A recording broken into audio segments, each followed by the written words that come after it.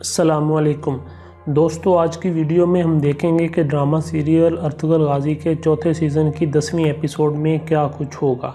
दोस्तों, वीडियो की तफसील से पहले आपसे छोटी सी दरख्वास्त है कि इस वीडियो को लाइक करें और हमारे चैनल को लाजमी सब्सक्राइब करें। दोस्तों, इस किस्त का आगाज़ इस्लाहान के खैमे से होता है, जहाँ बहादुर साहब नूरगुल सिपाही को खंजर मारकर ज़ख्मी करते हैं। इसके बाद सिपाही नूरगुल वो खंजर बहादुर साहब की गर्दन पर रखकर कहते हैं कि अगर मुझे इस खैमे की इज़्ज़त अजीज़ ना होती तो मैं यहीं तुम्हें कत्ल कर देता।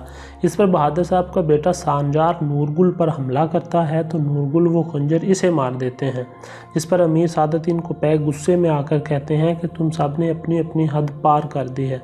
इसके बाद वो बहादुर साहब को खैमे से बाहर भेज देते हैं। इसके बाद सादतदीन कोपैक नूरगुल और इस्लाहान से कहते हैं कि अगर तुमने मेरी ज़मीनों पर दुश्मनी पैदा की तो मेरे से बुरा कोई नहीं होगा। इसके बाद वो भी इस्लाहान के खैमे से निकल जाते हैं। इसके बाद काई कबीले का मंजर देखेंगे, जहां जुलजान अपने ख़ास सरदारों से कह रहा होता है कि जाकर तमाम सरदारान को इत्तला कर दो कि सरदारी के लिए जिरगा कल सुबह फजर के बाद होगा। इसके बाद मैं बहादुर साहब को हानली बाज़ार बेचकर आऊँगा और फिर हम वापस अपने भाइयों की तरफ हिजरत कर जाएंगे। इसी दौरान हलीमा सुल्तान इसकी ये बातें सुन रही होती है, जिसके बाद हलीमा अपने खैमे में रोना शुरू कर देती है। पास बैठा गंदूज रोने की वजह पूछता है, मगर जिस पर हलीमा उसे बताती है कि बेटा मुझे तुम्हारे बाबा की याद आ रही है। इस पर गंदूज कहता है कि मामा आप फ़िक्र मत करें, मैं बहुत जल्द सरदार बन जाऊंगा, जिसके बाद आपकी सारी परेशानियां ख़त्म हो जाएंगी। इस पर हलीमा उसे अपने गले से लगा लेती है। दोस्तों, इसके बाद आप देखेंगे कि आरएस का कमांडर लुकास अपने साथियों के हमरा डाकुओं के बेस में अर्तुगरुल और सिमको को तलाश कर रहे होते हैं। इसी दौरान सिमको के घोड़े का नेल गिर जाता है। इसके बाद अर्तुगरुल और अदसीस भी इस जगह आ जाते हैं जहां सिमको का घोड़ा बीमार होता है। इस पर अर्तुगरुल अपने साथी अदसीस से कहता है कि ख़राब घोड़े के साथ सिमको ज़्यादा दूर नहीं जा सकता, वो ज़रूर इधर आसपास की झाड़ियों में होगा। इसके बाद वो सिमको की तलाश के लिए उन्हीं झाड़ियों में निकल जाते हैं। इसके बाद फिर से इस्लाहान खातून का खैमा दिखाया जाता है, जहां पर वो नूरगुल से कहती है कि तुम्हें मैदान जंग में खंजर नहीं लगा, मगर मेरे खैमे में तुम पर खंजर का वार कर दिया गया है। इस पर नूरगुल कहता है कि जो बुज़दिल मैदान जंग में नहीं जा सकते वो ऐसी ही नीच हरकत करते हैं।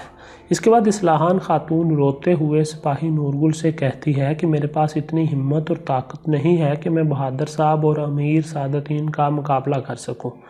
इस पर सिपाही नूरगुल उसे कहता है कि तुम्हें इन दोनों का मुकाबला करने के लिए बाहिम्मत होना पड़ेगा।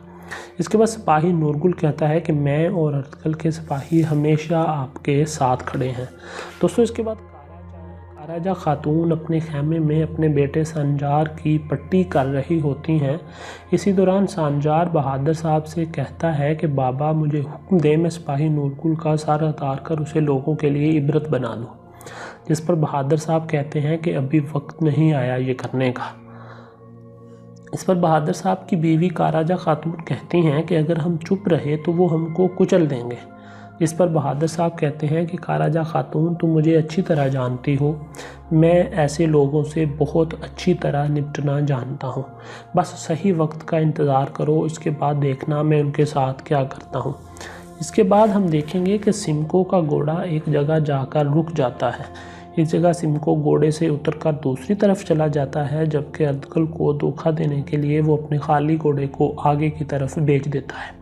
इसी दौरान अर्तुगरुल और उसके साथी भी सिमको के कदमों के निशानात पर चलते हुए आ रहे होते हैं।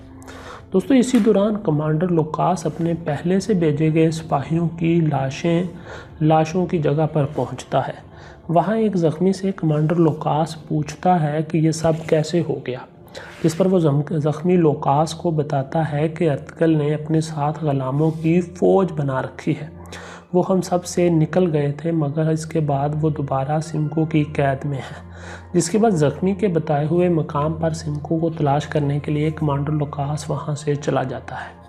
इसके बाद आप देखेंगे कि चावदार कबीले से जाते वक्त सांजार सिपाही नूरगुल को रोक लेता है। इसके बाद वहाँ सिपाही नूरगुल और सांजार की लड़ाई होती है। जब इस्लाहान खातून को इस बात का पता चलता है तो वो दौड़ती हुई खैमे से बाहर आती है और वो लड़ाई रुकवाती है। इसी दौरान बहादुर साहब भी वहाँ आ जाते हैं। बहादुर साहब चावदार कबीले के सिपाहियों से पूछते हैं कि आप लोगों ने नूरगुल को रोका क्यों नहीं और तुम लोग खड़े होकर तमाशा क्यों देखते रहे। इस पर सिपाही बहादुर साहब को बताते हैं कि नूरगुल हमारे सिपा सालार हैं। सांजार ने आकर नूरगुल के साथ बदतमीज़ी की, इसलिए हम इस लड़ाई में पड़ना नहीं चाहते थे। इसके बाद इस्लाहान खातून नूरगुल को वहाँ से वापस काई कबीले की तरफ जाने का कहती हैं। इस पर चावदार कबीले के सारे सिपाही नूरगुल के हक़ में नारे लगाना शुरू कर देते हैं। इसके बाद सिपाही नूरगुल घोड़े पर सवार होकर वहाँ से आ जाता है। इसके बाद चावदार कबीले के सिपाही इस्लाहान खातून को अपने कबीले का जंग का परचम वापस करते हुए कहते हैं, हमने इसे गिरने नहीं दिया। जिस पर इस्लाहान सिपाहियों को दाद देती हैं और कबीले की हिफाजत के लिए दुआ या कलमात कहती हैं। इसके बाद सारे लोग वहाँ से वापस अपने खैमों में चले जाते हैं।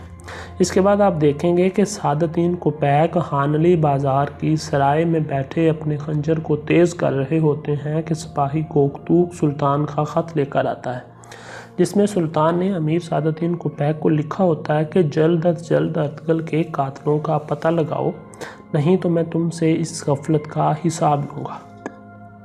इसी दौरान आरस के जो कि एंथियूस की गार में सिंको का इंतज़ार कर रहा होता है, उसे बादशाह की तरफ से ख़त मिलता है, जिसमें शहनशाह उसे बताता है कि वो बहुत जल्द हानली बाज़ार को चलाने के लिए एक काबिल आदमी और अपनी फ़ौज के लिए भेजेगा जो तुर्कों के ख़िलाफ़ जंग करेगी।